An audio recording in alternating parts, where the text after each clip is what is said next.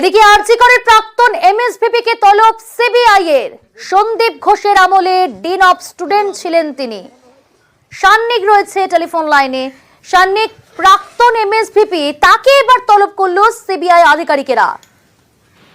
একেবারেই দেখো, সকাল থেকে আমরা দেখছি যে বর্তমান যিনি এমএসভিপি এবং বর্তমানে যিনি প্রিন্সিপাল, দুজনের অফিসেই সিবিআই আধিকারিকরা রয়েছেন এবং একাধিক তথ্যানুসন্ধান তারা সেখান থেকে করছেন।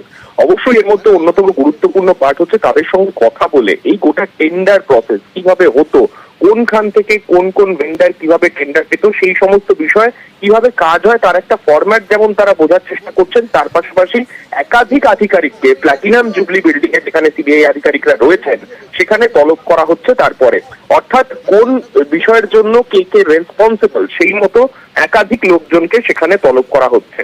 তার মধ্যে অন্যতম গুরুত্বপূর্ণ অবশ্যই প্রাক্তন এমএসভিপি বুলবুল মুখোপাধ্যায়, যিনি সন্দীপ ঘোষের আমলে ডিন অফ স্টুডেন্টস ছিলেন।